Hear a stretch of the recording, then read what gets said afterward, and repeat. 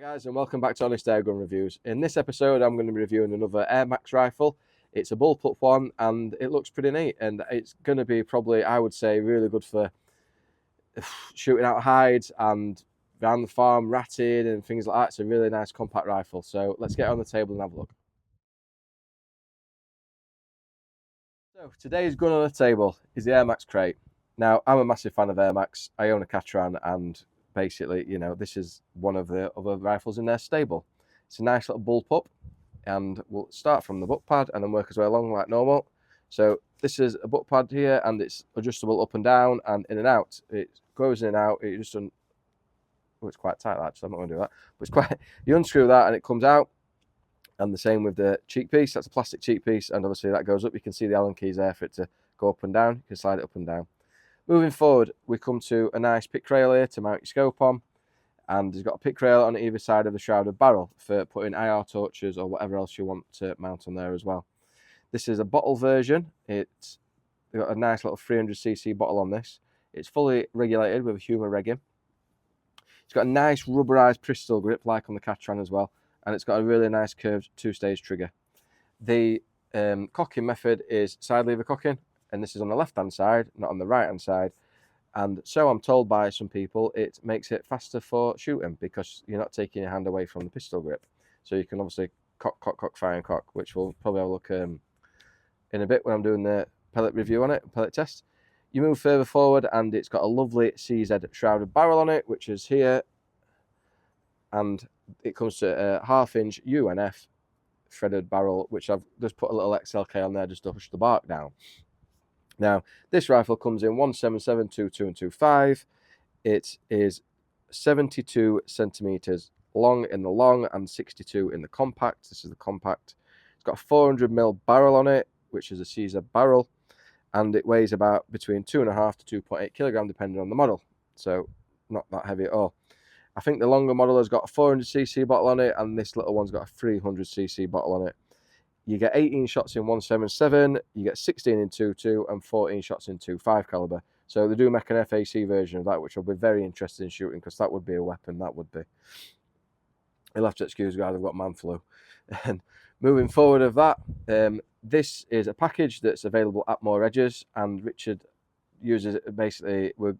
It's basically a nighttime ratting package we've put together, and we've just put a little Pard Night Stalker Mini on here, which we're going to do all the filming through so you can see obviously what the footage is like through when we're doing the pellet review. We'll talk a bit about the Night Stalker Mini later, and I'm going to take that squirrel hunting in a couple of days when the weather gets better, because we're having some really bad weather up north, to be honest. And then, but there's a lot of squirrels down there. They're absolutely hammering that feeder. I'm filling it up every 3 days at the minute, so I'm hoping it's going to be, fingers crossed, get a bit of nice weather, get up early and get out and get some squirrels with it. The reg on this is set at 60 bar, and I've heard you can fill it up to 300 bar. Now, I would never fill a gun up to 300 bar. I fill it up to 250 and left it at that, really. And shot count, I don't really know how many shots, but we'll find out later on in the episode. There is other thing I forgot to say is it comes supplied with one magazine, and the fill port is actually, I don't know if you can see that little hole there. That's your fill port. It looks all the way through, and I think you can do it from either side. But obviously, you put your fill probe in there and charge it up to obviously 250 bar. There's no fill probe cover, which is a little bit upsetting, which I would like to see. Even if it's just a little plastic cover, just obviously pop in there so there's no dirt or debris gets in there. The other thing is there's a little pick rail underneath here as well, so you can fit a little bipod on there if you want. But I've never been a big fan of fitting bipods in the middle of the rifle because obviously it debalances it when you're shooting it. I've always preferred it further down, so you've obviously got that triangle of obviously stability when you're shooting. But it does work. Other than that, let's get a turn round. We're going to get a target out at 30 yards down at Camelot. So there is a slight left to right wind. I've zeroed it in already. Let's try. We're going to try this one a bit different today with pellets. So we're going to try a heavy pellet. So we're going to try the 9.5 grain QISs. We'll try the 844 JSBs, and then I've got some Falcon pellets. Believe it or not, they're about 7.9 grain, I think. So we're going to try heavy, normal, or I say normal. I shoot 844s a lot, and then light, and see what we get the best grouping with. So to load the 18-shot 177 Catran magazine, these are quite sturdy. You know, they are made of metal, and they're not made of plastic or. Well, that might be no, I think it's a metal insert as well. Actually, it might be plastic. Right, so to load them up, grab a pellet, poke it in the number 1 hole, twist it round, and that's basically it. Then that pellet holds it in place. You don't have to spin it round like on Fearbin's rope. You just pop your pellet in and spin it. So that's 3, 4, 5.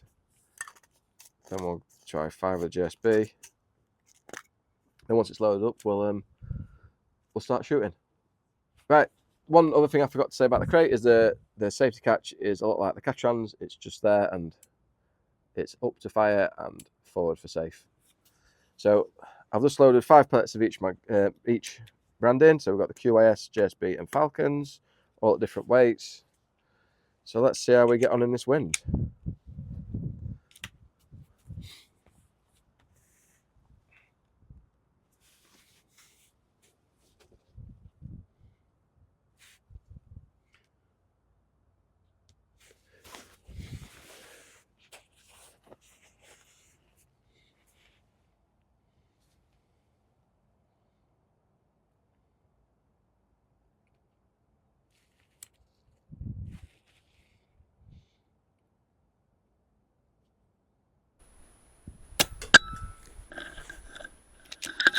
Lovely and quiet.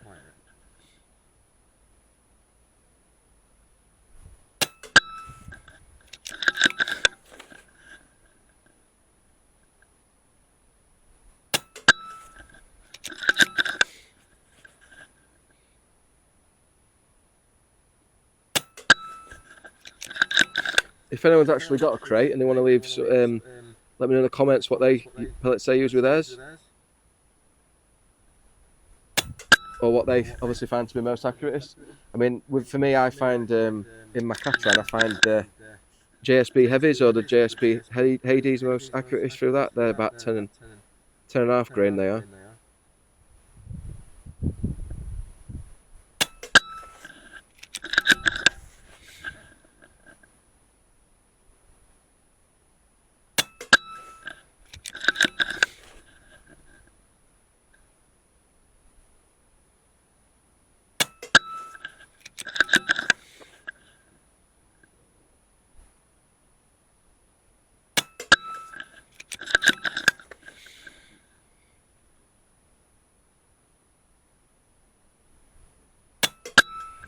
Lovely group in that one.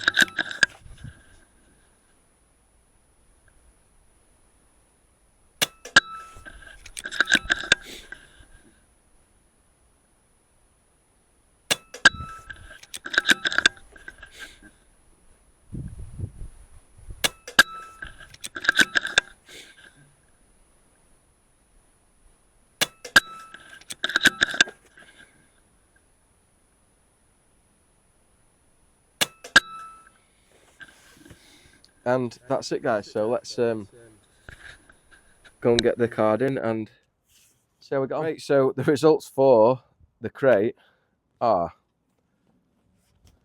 Falcon 7.33 grains, JSB 844s, QAS 956s. So it's a toss-up between the Falcon, which are the lightest ones, and the QAS, which are the heaviest ones in the test, aren't they? Really.